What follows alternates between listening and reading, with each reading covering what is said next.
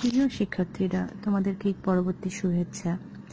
আজ বিশ্বজুড়ে যে মহামারী, প্রাকৃতিক দুর্যোগ এবং অস্থিরতা, জানি এমন অবস্থায় তোমরা ভালো নেই, কিন্তু শিক্ষা জীবনের মূল উদ্দেশ্য হলো জ্ঞান অর্জন করা। একদিন দেখবে সকল অন্ধকার দূরীভূত হয়ে নতুন আলোয় উদ্ভাসিত হয়েছে পৃথিবীটা। সেই দিন শিক্ষার্থী হিসেবে তোমাদের অর্জন যদি হয় শূন্য, তবে আফসোস করা ছাড়া কিন্তু কোনো উপায় থাকবে না। তাই আমরা শিক্ষক মণ্ডলীরা কিন্তু চেষ্টা করে যাচ্ছি তোমাদেরকে পড়াশোনার সাথে সংশ্লিষ্ট রাখতে। এরই ধারাবাহিকতায় আজ আমি তোমাদের সঙ্গে আলোচনা করব অর্থ, ব্যাংকিং এবং আর্থিক নীতি অধ্যায়ের পরবর্তী অংশ। এখন আমরা দেখব অর্থের মূল্য। অর্থের কিন্তু নিজস্ব কোনো মূল্য নেই। অর্থ প্রত্যক্ষভাবে মানুষের কোনো অভাব পূরণও করতে পারে না, তবে অর্থ সেবা এবং দ্রব্য ক্রয় করতে পারে যা মানুষের অভাব পূরণ করে। যেমন কোনো লোকের হাতে হয়তো 100 টাকা রয়েছে, কিন্তু সেই টাকা কোনো মানুষেরই অভাব পূরণ করতে পারবে না। তবে সে 100 টাকা দিয়ে যদি 2 কেজি চাল ক্রয় করে, তখনই মানুষের অভাব পূরণ হবে। অর্থের ক্রয় ক্ষমতা নির্ভর করে দাম স্তরের উপর। দাম স্তর যদি বেশি হয় তাহলে অর্থের ক্রয় ক্ষমতা কমে যাবে, আর দাম স্তর যদি কম হয় তাহলে অর্থের ক্রয় ক্ষমতা বাড়বে। সুতরাং আমরা দেখতে পাচ্ছি দাম স্তর এবং অর্থের মূল্য বা ক্রয় ক্ষমতার মধ্যে একটা নেগেটিভ সম্পর্ক বিরাজ করছে। এজন্য রেখাটা বাম থেকে ডান দিকে নিম্নগামী হবে। অর্থের মূল্য এবং দাম স্তরের সম্পর্কে আমরা গাণিতিকভাবে প্রকাশ করতে পারি এভাবে: 1/p = vm। এখানে p সমান দাম স্তর আর v হচ্ছে অর্থের, vm হচ্ছে অর্থের মূল্য। পাশে এই চিত্রটাতে দেখো যে ভূমি অক্ষে অর্থের মূল্য এবং লম্ব অক্ষে দাম স্তর দেখানো হয়েছে। p0 দামে অর্থের মূল্য vm0 আর p1 দামে অর্থের মূল্য vm1। অর্থাৎ দাম স্তরের সাথে অর্থের মূল্যের বিপরীত সম্পর্কের কারণেই রেখাটা বাম থেকে ডান দিকে নিম্নগামী হয়। ক্লাসিক্যাল অর্থনীতিবিদগণ অর্থের পরিমাণের উপর ভিত্তি করে অর্থের মূল্য নির্ধারণের চেষ্টা করেন। তাদের মধ্যে অর্থ শুধু বিনিময়ের মাধ্যম হিসেবেই কাজ করে। এমত অবস্থায় যদি অন্যান্য অবস্থায় স্থির থাকে, অন্যান্য অবস্থা বলতে আমরা বুঝি অর্থের প্রচলন গতি, উৎপাদনের পরিমাণ ইত্যাদি, তাহলে অর্থের পরিমাণ বাড়লে দাম স্তর বাড়বে, এক্ষেত্রে অর্থের মূল্য কমে যাবে। আবার অর্থের পরিমাণ যদি কমে তাহলে দাম স্তর কমবে এবং অর্থের মূল্য বেড়ে যাবে। তাহলে আমরা দেখতে পাচ্ছি যে অর্থের পরিমাণের সাথে দাম স্তর এবং দাম স্তরের সাথে তুলনা করে অর্থের মূল্য নির্ধারণের এই তত্ত্বকেই বলা হচ্ছে অর্থের পরিমাণ তত্ত্ব।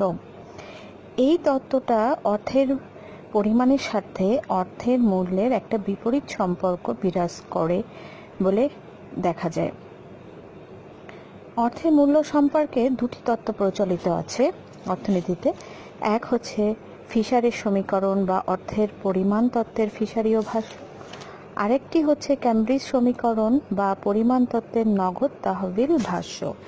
ক্লাসিক্যাল অর্থনীতিবিদদের মধ্যে অন্যতম ছিলেন আরভিন ফিশার, যিনি 1911 সালে তার একটা বিখ্যাত গ্রন্থ the purchasing power of money, এই গ্রন্থটাতেই তিনি অর্থের পরিমাণ, দাম স্তর এবং অর্থের মূল্যের মধ্যে সম্পর্ক নির্ণয় করে একটা সমীকরণ দাঁড় করিয়েছিলেন। আর তাই তার এই সমীকরণকেই বলা হয় ফিশারের সমীকরণ।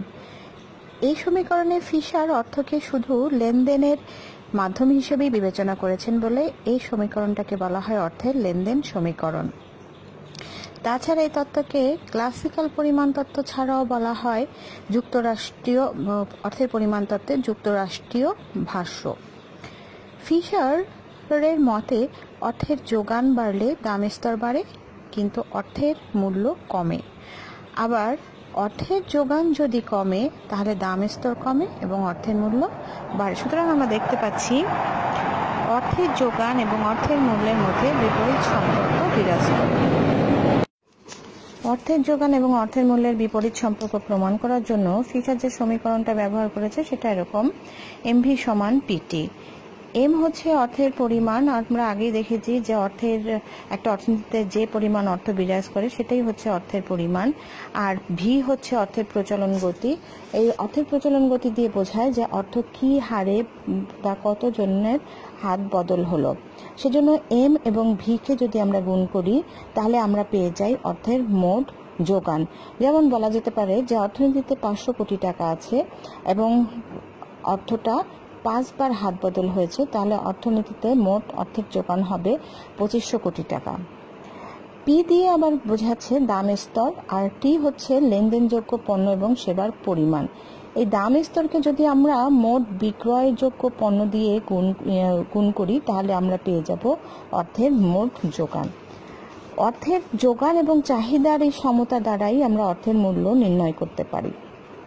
আবার এমভি সমান পিটি, এই সমীকরণ থেকে অর্থের মূল্য এবং অর্থের যোগানের বিপরীত সম্পর্ক নির্ণয় করা যায়। যেমন পিটি সমান এমভি বা পি সমান হচ্ছে এমভি ডিভাইডেড বাই টি।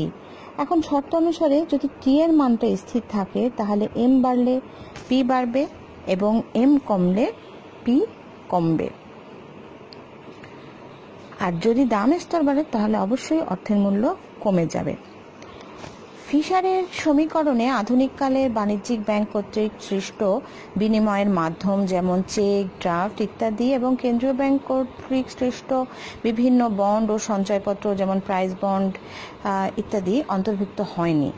তো এগুলো কিন্তু সীমিত পরিসরে হলেও লেনদেনের মাধ্যম হিসেবে ব্যবহৃত হয়। তাই অর্থের যোগান আর এম এর সাথে যদি আমরা ব্যাংক সৃষ্ট অর্থ অর্থাৎ এম প্রাইমের অন্তর্ভুক্তি ঘটাই তাহলে ইকুয়েশনটা দাঁড়াবে এরকম: M V plus M prime V prime সমান সমান পি টি, বা পি সমান সমান হচ্ছে M V plus M prime V prime divided by T. তাহলে আমরা দেখতে পাচ্ছি যে ফিশারের এই সমীকরণ ব্যবহার করে প্রমাণ করা যায় অর্থের পরিমাণ এবং দাম স্তরের সম্পর্কটা সমানুপাতিক এবং অর্থের পরিমাণ এবং অর্থের মূল্যের সম্পর্ক বিপরীত। উপরের চিত্রে দেখো, ভূমি অক্ষে অর্থের পরিমাণ এবং লম্ব অক্ষে দাম স্তর ধরা হয়েছে, আর ঊর্ধ্বমুখী 45 রেখা দ্বারা অর্থের পরিমাণ এবং দাম স্তরের মধ্যে সমানুপাতিক সম্পর্ক নির্দেশ করে। এখন চিত্রে দেখো, অর্থের পরিমাণ যদি এম নট থেকে এম অনে বৃদ্ধি পায় তাহলে দাম স্তর পি নট থেকে পি ওয়ানে সমানুপাতিক হারে বৃদ্ধি পায়। আবার নিচের চিত্রে ভূমি অক্ষে অর্থের পরিমাণ এবং লম্ব অক্ষে অর্থের মূল্য ধরা হয়েছে। বাম থেকে ডান দিকে নিম্নগামী ভি এম রেখা দ্বারা অর্থের পরিমাণের সাথে অর্থের মূল্যের কিন্তু বিপরীত সম্পর্ক নির্দেশ করে। সুতরাং চিত্রে এম নট থেকে অর্থের পরিমাণ এম নট থেকে এম অনে বৃদ্ধি পেলে অর্থের মূল্য, যেটাকে আমরা দেখাতে পারি 1 divided by P, V M naught থেকে ভি এম অনে হ্রাস পায়। ক্যামব্রিজ বিশ্ববিদ্যালয়ের অর্থনীতিবিদদের মধ্যে অন্যতম ছিলেন Alfred Marshall, A C Pigou, J M Keynes, D S Robertson.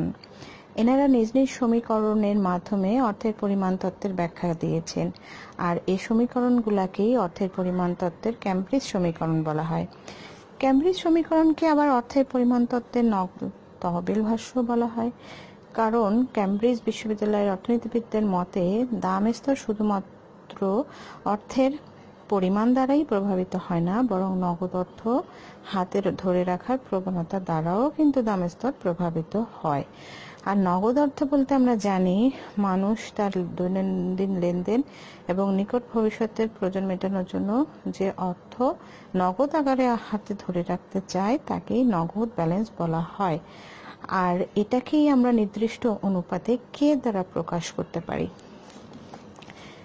এনাদের প্রত্যেকেরই মূল বক্তব্য হলো দাম স্তর প্রভাবিত হয় অর্থের পরিমাণ দ্বারা, কাজেই অর্থের ক্রয় ক্ষমতা বা অর্থের মূল্য নির্ধারিত হয় অর্থের পরিমাণ দ্বারা। ক্যামব্রিজ অর্থনীতিবিদগণ যে সমীকরণটা ব্যবহার করেছেন সেটা এমন: এম সমান কেপিটি। এখানে পি সমান সমান 1 divided by K into M divided by P, অর্থাৎ পি সমান হচ্ছে এম ডিভাইডেড বাই কে টি।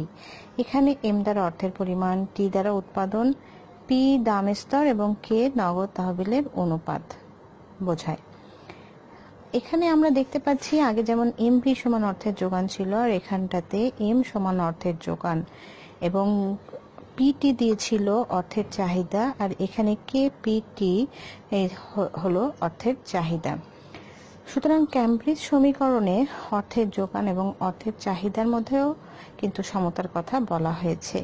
এখন কে এবং টি এর মান যদি আমরা স্থির রাখি তাহলে এম এবং পি এর সম্পর্কটা হবে সমানুপাতিক।